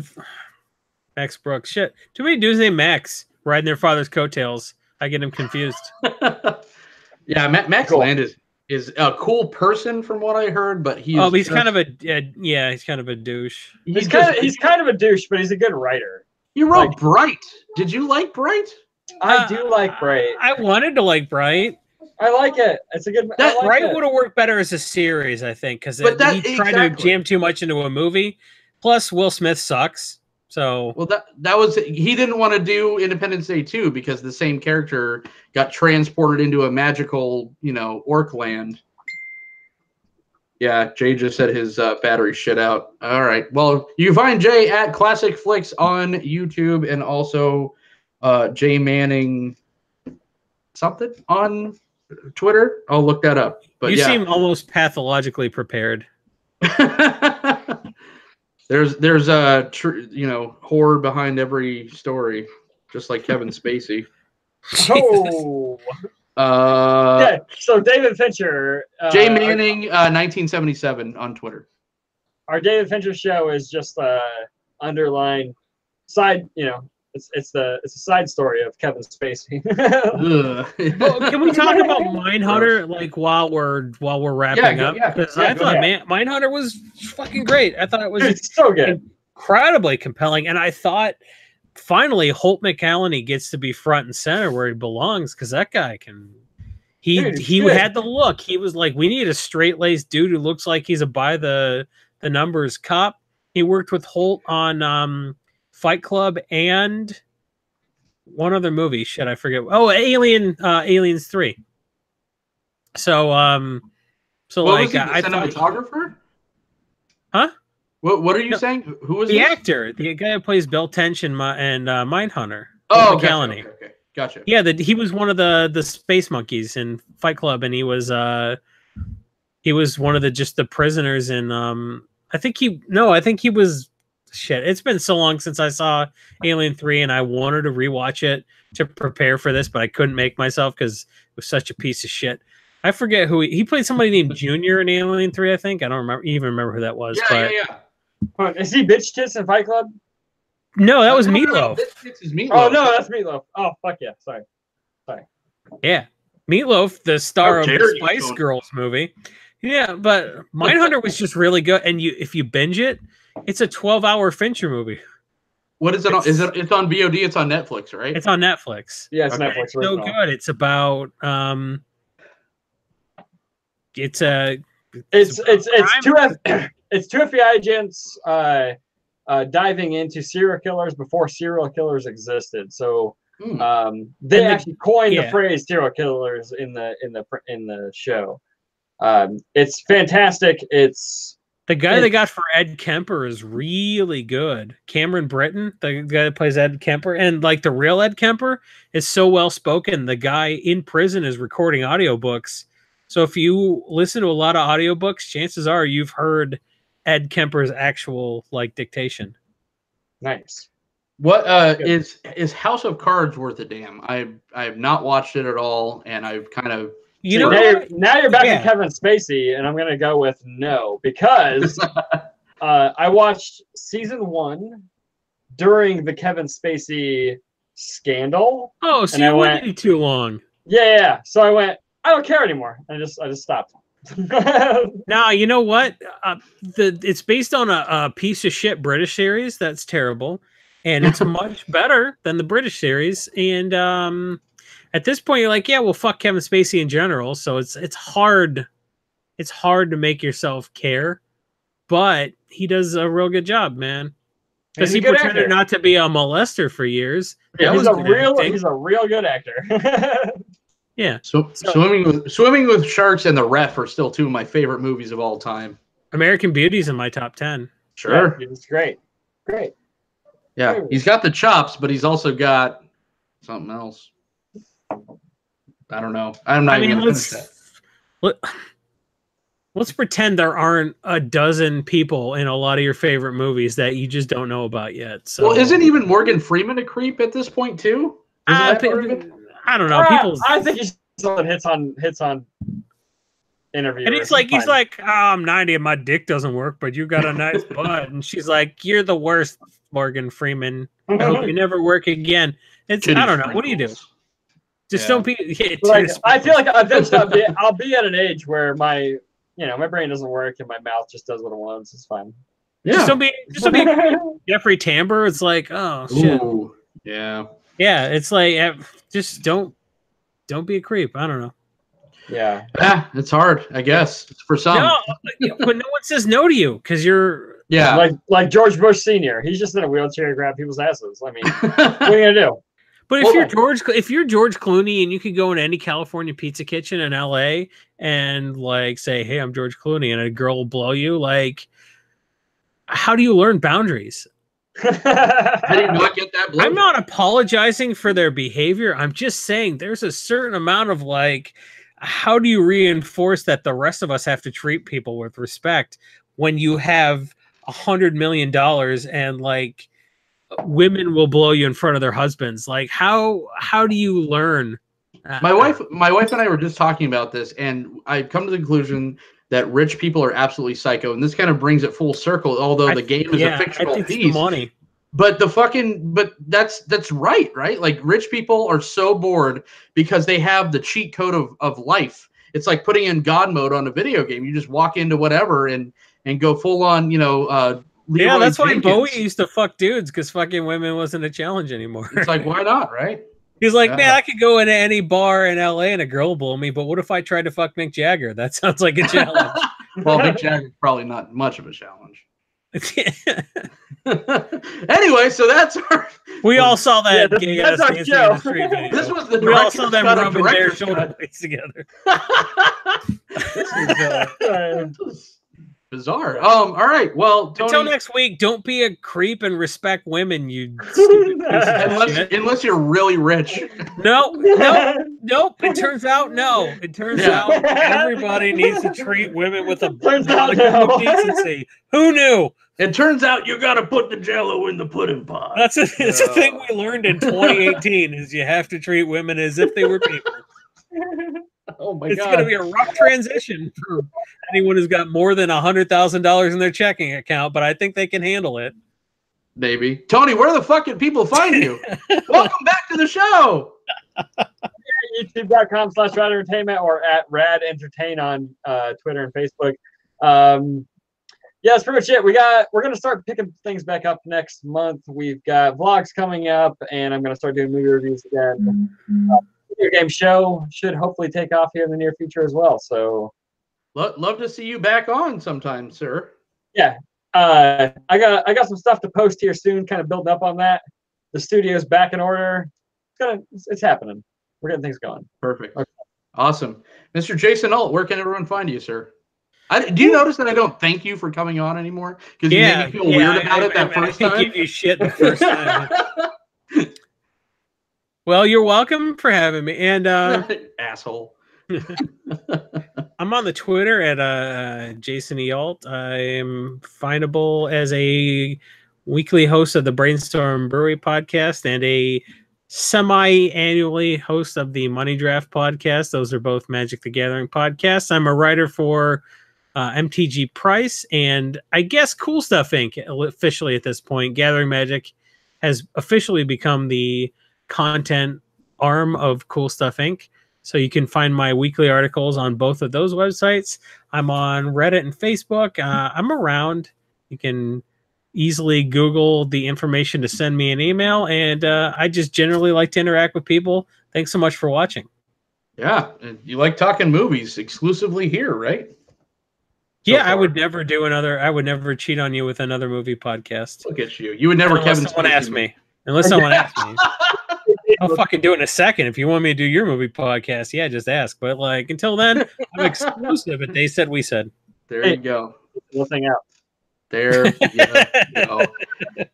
You can find me right here, Jon Dunning, on this very YouTube channel. They said, we said. You could also find me on Twitter at OrzovDunn. Yes, that is a Magic the Gathering term. I think we already plugged Nerd. I think we already plugged Jay Manning, 1977 on Twitter. Also, Classic Flicks writer at Trexpertise. That's hard to say drunk. Facebook. It's hard to say Trexpertise with a straight face, I think. Trexpertise. Man. But yeah, that's our show. I don't know what we're doing next, but either way, we'll be here in 2 weeks. Or we always take a week off, and we'll see you the one after that. Coen Brothers. Coen Brothers? I could fuck with Coen Brothers. Yeah, right. Coen Brothers. So we're fucking the Coen Brothers next, or fucking with the Coen Brothers. Oh my God, Kevin Spacey all over the place. All right, gentlemen, we'll see you at the movie. See you later.